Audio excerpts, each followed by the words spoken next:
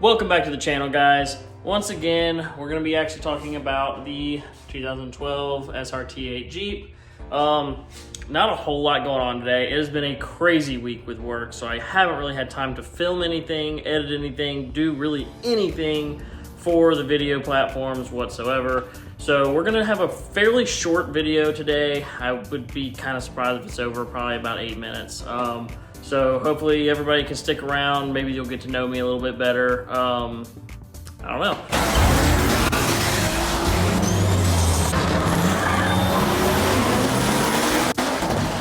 Well, anyway, this is my 2012 SRT8 Jeep. We're gonna go over kind of what's done to it and maybe even tell you a little bit of the story about the purchasing process of this Jeep and why I got it and so on and so forth. So stick around, guys. I'm gonna be showing you guys around the Jeep, telling you guys the story behind it, what's done to it, maybe even some possible future plans, and we'll go from there. So obviously it has the 6.4 liter Hemi in it, the 392. Missing a cap right there and it drives me nuts. It's been missing since I got the Jeep, and for some reason I can't seem to find it I don't know why. It's also missing the covers for here and on the other side. So anyway, it's got a K&N. I call it a hot air intake, but it does have the box, so I'll give it the benefit of the doubt. It does also have a catch can. I actually cannot remember what the brand is of the catch can, but it's a very highly recommended one. Just can't remember. Got it 3 years ago and haven't really thought about it. It also does have, it's kind of hard to show you, but it has the Mishimoto aluminum radiator, which that was fun to install. Really a lot of fun. Can't possibly tell you how fun it was. Had to replace the coolant reservoir as well. Other than that, underneath the hood, everything's pretty much the same as when I got it. I did some spark plugs. We'll move on to the brakes. These are the factory Brembos. There's nothing really different about them. I did put power stop rotors and pads on it. It was a rough time. Needed to put something on it that was cheap. And then it does also have an MBRP exhaust. It's kind of hard to show you guys, but it is, I love the way that it sounds. It's not the prettiest exhaust. I did also get the red inserts on the letters for the SRT. Somebody had painted them before and it looked like crap, so I got stickers and got that done. So as far as imperfections go, the only real imperfections are it has like a wrinkle here for some reason. Not sure where that came from, how it could possibly even happen. I have no clue. But it does have that. And then, believe it or not, when I got the Jeep, I'm gonna close the hood, hold on. When I got the Jeep, the entire hood was wrapped with like a matte black wrap. I didn't hate it, but I also didn't love it. I will insert a picture. Everybody else seemed to hate it though, so it is what it is. Well, anyway, I took it off. And I ended up with a spontaneous trip to Oklahoma out of nowhere, 14.5-hour drive. I hopped in this thing and I took off. This was not even a week after I took the wrap off. Well, at some point a rock hit me right here. Now, right here it took paint off, right there it didn't. But those are the only two imperfections on this entire Jeep. Everything else is almost immaculate. So the only other complaints I have are, for some reason the hood sticks up right here. I don't know how well you're gonna be able to tell, but it's on both sides. Don't understand why. I've adjusted things, nothing seems to work. The only other complaint is this headlight is it's actually not picking up on the camera at all, but it's foggy. And it also has like this weird line in it. Yeah, there you go, you can see it right there. And I have no idea where it came from. Other than that, I don't think there's anything else aftermarket on the exterior of the car. With these dents, I plan on actually body filling them sometime shortly soon and reaching out to a couple of companies that sell wrap, and I want to wrap this Nardo gray. that is really what I want to do. I don't know if I'm going to go Nardo Gray or not, but that's where my brain's at.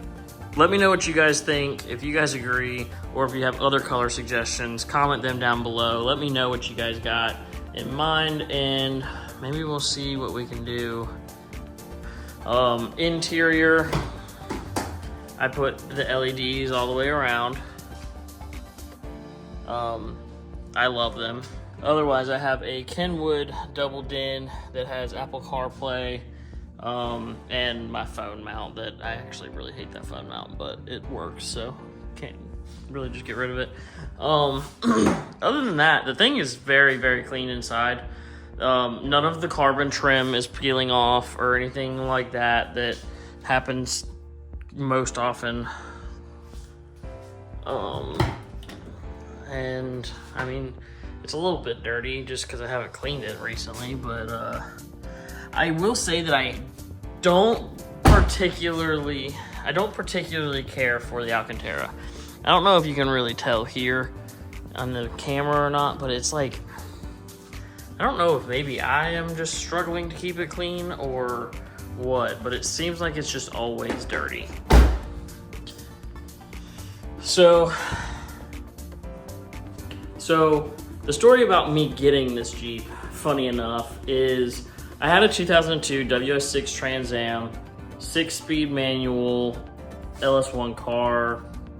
It was quick, but I started going on a lot of road trips. When I started going on a lot of road trips, the Trans Am, I don't know if anybody has had the experience, but it's not a fun car to sit for 12 hours in. So I wanted something that was more comfortable, something that was still fun, going to be powerful, and all around, it was this or a TVSS, and I don't want a TVSS at all. I have zero desire. They catch on fire a lot, and they're just not fun. But this, I love this thing. I absolutely love this thing. I really just wish that I had the time and money to spend on it to be able to do the things that I want. But we'll get to that. So the story of me buying this Jeep was, funny enough, I could not find one that I wanted. I kept looking at them and kept looking at them. They all had 200,000+ miles on them. They still wanted $35,000 for it, so on and so forth. Well, I ended up finding this one. It was about 2 hours away from me, in, I think it was Gainesville, Georgia, if I remember correctly.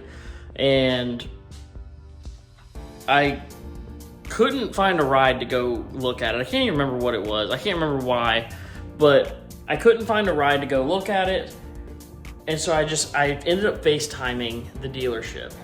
And I was like, okay, I want you to go through every feature this thing has. I want you to show me that everything's working, so on and so forth.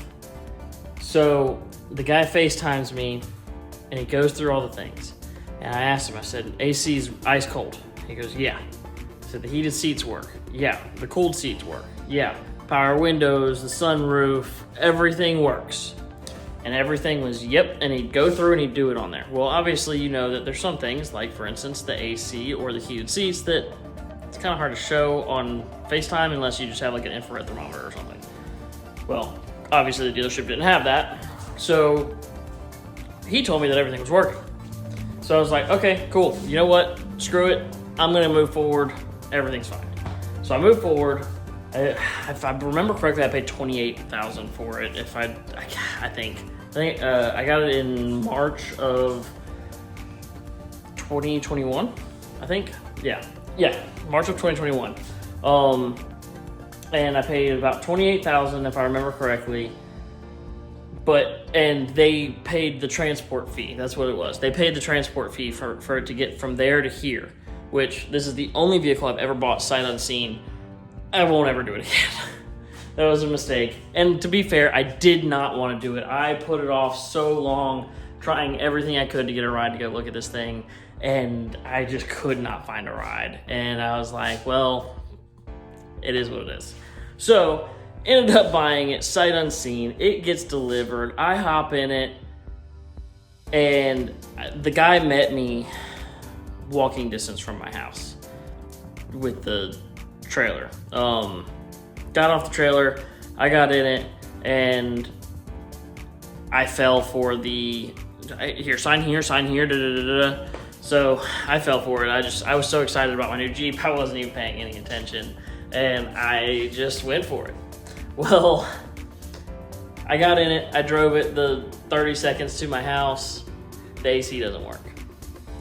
So I'm like, well, fuck. So I call the dealership and they're like, what do you mean the AC is not working? It was working when it was here. I was like, AC doesn't just quit working on a trailer. It just, that doesn't happen.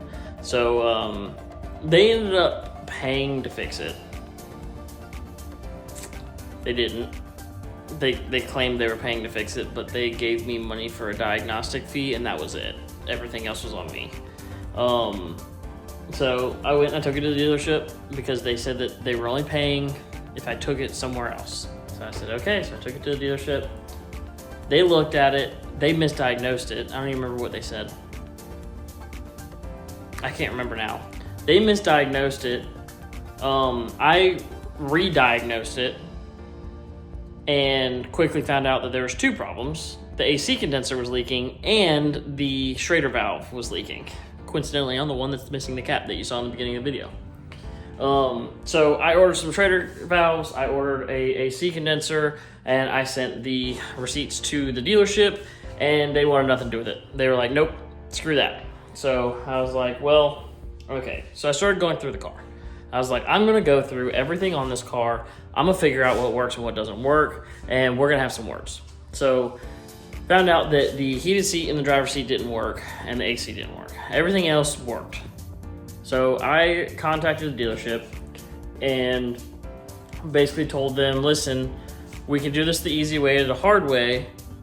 All I'm asking for is for you to buy the parts. I said, I will do the work and everything else, and once you buy the parts that I diagnose, you'll never hear from me again. That's all I want. Well, they kept putting it off, until finally I called the last time and I told them, I said, listen, we can either go through a civil lawsuit or you can just pay the $400 and something for the parts. And they were like, well, why are we paying $400 or something for the parts? I said, because you told me on a FaceTime that I have recorded that these things worked 48 or 72 hours before I received the Jeep, that didn't have any more miles on it and was on a trailer to get here. I said, so literally there's no way that you didn't lie to me. So anyway, they finally paid for the parts. And well, they paid for the parts to fix the AC. The heated seats they refused because it was expensive. I don't know if anybody's ever looked for the heated seat pads for these things, but they're quite ridiculous in all honesty. Now the driver and the passenger front seats don't work, but the rears do. But story for another day, I guess. So that was my excitement of buying this Jeep. Got it with a couple problems. Oh, and also the brakes were completely gone. All four, all the way around. Literally the pads weren't there. One of the rotors actually was so thin that it was like brittle. I could break a piece off of it. So that was fun. But anyway, everything's good now on the Jeep. The only things that don't work are the heated seats, and that's just because I don't feel like spending that money to fix it right now. So it is what it is. But that's really it, guys. I don't really know what else to tell you about this Jeep other than the plans that I would love to have for it, which is I personally would love to supercharge it. Everybody keeps telling me to turbo it, and don't get me wrong, I would love to turbo it. I don't know, I kind of want the whine. I want the supercharger whine. I actually made a short not too long ago about how, like, if this video, if this channel blows up and we start making some money on this channel, I will spend my first chunk of money, however long it takes for me to get it, supercharging this thing.